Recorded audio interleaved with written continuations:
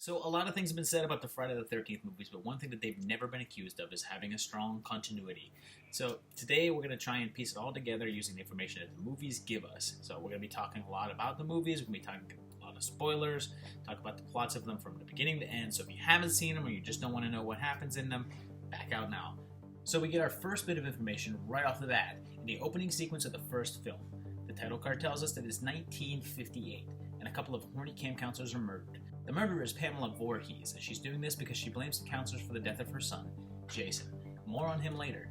Jason apparently drowned in a lake 1 year prior in 1957 because the camp counselors were off having sex and not watching him. The movie then flashes forward to, quote, the present day, although they never really clarify exactly when that is. Thankfully, in the fourth film, we see Pamela Voorhees' tombstone. We know that the date is 1979. Mrs. Voorhees kills a bunch of people who aren't Kevin Bacon, and one who is, and then manages to get her own head chopped off. Jason's not really in this one at all, unless you count him showing up in the pseudo-dream sequence at the end. The second movie starts off with a short scene killing off the survivor from the first film, but the time frame of this scene is never really established, although it does seem to be a pretty short period of time after the first one because Annie is still getting over the events of the previous film. The rest of the film, however, jumps ahead 5 years. We're told this by Paul doing a campfire retelling of the Jason legend, and also a sheriff noting that there hasn't been any murders in 5 years. That sets these events in 1984, about 3 years ahead of when the film was released. We meet Jason for the first time here, wearing a very fashionable sack on his head. This version of Jason is pretty unformed, and he's pretty uncoordinated, and not very strong. He's about the size and strength of a regular human being here. We don't get Super Jason until the next movie. Since we know that Jason drowned in 1957 and was 11 years old when he drowned, that would make him about 38 years old here. At the end of the film, we sort of get to see Jason's face here, but it's only in one of the film finale dream sequences that all of the early Friday the 13th movies ended with. And he's got a full beard and long, luxurious locks of hair. He takes a machete to the collarbone and manages to escape. So we're now moving on to the third film, which picks up immediately after the events of the second. In the beginning of the film, a news report is discussing the events of the previous film. We move to a vacation cabin somewhere near Crystal Lake, where Jason once again finds a group of vacationing teens that look 30 to kill off. This is the beginning of the Jason that we are all familiar with. He dons the infamous hockey mask here. The first time, he loses all the hair off of his head and face and bulks up to about double his previous size. This Jason is a monster. So at the ending of this one, he takes an axe to the head, and it's a mark will remain on his head and mask, even when he gets an entirely new mask. No reason. After the trademark dream sequence, we leave Jason lying in a barn, police on the scene, and the axe is still in his head. That takes us to the fourth movie, which picks up again immediately after the events of the last film. Police are still on the scene with Jason on the barn, so no time at all between the third and fourth movie. They take Jason to the morgue, where he promptly gets up and heads out for more victims. So that places the second, third, and fourth film all in basically the space of a weekend, so that keeps this movie in 1984. Fourth film came out in 1984, so the film's timeline is officially caught up with the movie schedule. So Jason heads back to the lake to yet another party house full of teens, and he starts killing again. There's also Rob, who's out to find Jason to get revenge for the death of his sister from part 2, and he's apparently been searching for Jason for a while, even though she died like 2 or 3 days ago. Anyway, we get the beginnings of slow Jason here. He still runs once or twice, but Jason mostly takes his time here. So anyhow, and I don't even know what's going on here, but after killing Crispin Glover, Jason meets his final death at the hands of little Corey Feldman, and he's dead for good this time. So when we get to part 5, Jason is dead and in the ground, or possibly cremated, as the small town mayor says, but we know better. We're told that Tommy was 12 years old in the events of the previous films. He's now a teenager. It's never stated in the film, but some external material has suggested that he is being transferred to the Pinehurst Mental Facility because he's turning 18, and that looks about right. So that places this film in the year 1990, about 5 years ahead of its release date. So I guess the robot was still big in small towns in 1990. So this is the first time that we get full-on slow Jason, as he decides that he no longer needs to chase after anyone, and he can just walk towards them. Now, it works for him either way, so what's the difference? It turns out that this Jason is an imposter, and the film ends with the possibility that Tommy might take over the mask. So part 6 is the hardest time frame to map out. There's no time frame given between the events of the last film and this one. Tommy looks like he's older, but age casting was always pretty spotty with these films. Apparently, the original script declares Tommy to be 18 years old, so this film is set in the same year as Part 5, possibly, since it's pretty clear that this film takes place at the start of the summer, since the little kids are just starting off camp, and since Part 5 was at least a few months earlier, and didn't take place in the winter, we're going to go ahead and place this film in the summer of 1991, and the last film to be in either the fall or the summer of 1990. So Jason gets revived from the dead here, and he's now the unkillable death machine that he'll remain for the next handful of films.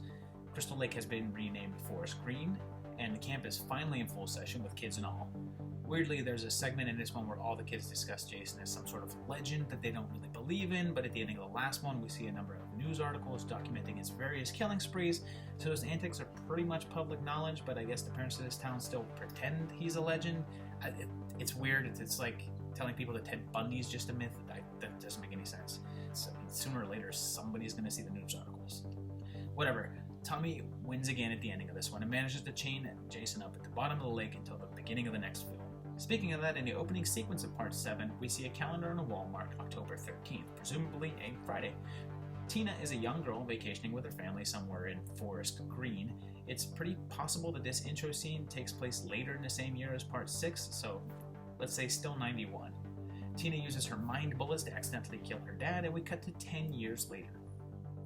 The 10 years later thing is never specified in a movie, but multiple sources seem to agree that this is the time frame, including the director himself, so that's what we're going to go ahead and go with. That makes the film set in 2001, even though it was released in 1988. I guess we can presume that since it's all in a small town, perhaps the way they dressed and musical taste haven't caught up with the rest of the world yet. I don't know.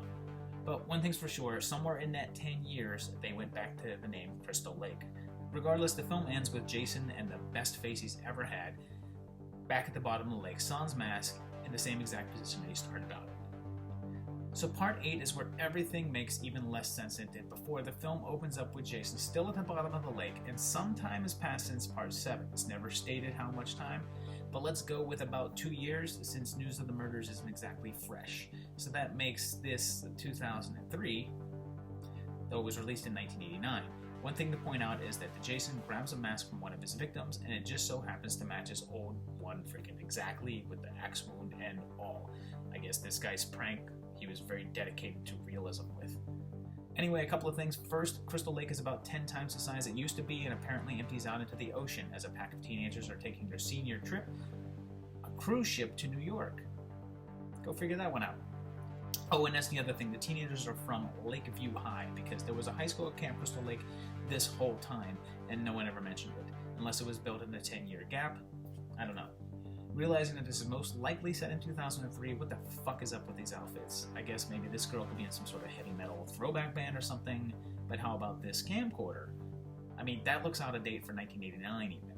So the kids end up in an alternate universe, 2003, New York, where 9/11 never happened, I guess, and we're left with the most ridiculous concept in all of the films combined. Apparently, in this New York, they feel the need to flood the sewer system with toxic waste every night at midnight. How much damn toxic waste is there in this city that they need every night to flush sewers with it? So Jason loses his mask to reveal what looks to be like a Halloween mask underneath, and then for the sake of film continuity, the toxic waste washes Jason away, and Rennie hallucinates that Jason transforms back into a small boy, most likely either one of her visions or a side effect of the freaking heroin that a couple of thugs pumped into her a few scenes earlier. Okay, so now that mess is over, we move on to the even messier Part 9. The opening sequence of Jason Goes to Hell is actually a small masterpiece of misdirection, with the FBI laying siege to Crystal Lake and blowing up Jason once and for all. Since we aren't given a time frame again, it's pretty easy to just assume that this takes place a short time after Part 8. His New York escapades most likely drew attention from the federal officials, and they track him down to the lake and explodorate him. So we're still in 2003, and Jason turns into a body-jumping alien slug.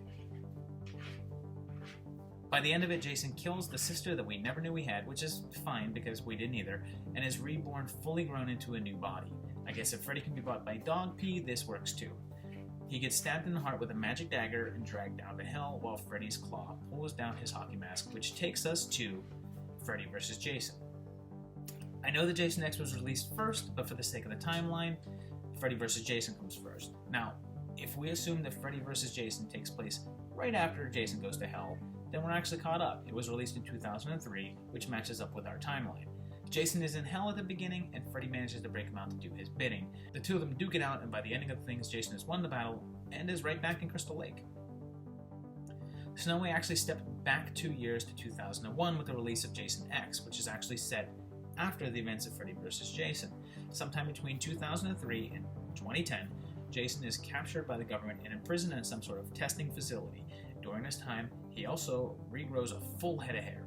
In 2010, he manages to escape, but is cryogenically frozen into the year 2455, in which he is unfrozen and goes on a rampage. I should point out that he kills the ship's pilot, causing the ship to crash through a space station, killing everyone on board, which I believe gives this film the highest body count of the series. Too bad the space station wasn't made of whatever the other ship was made out of, since it only suffers minor damages.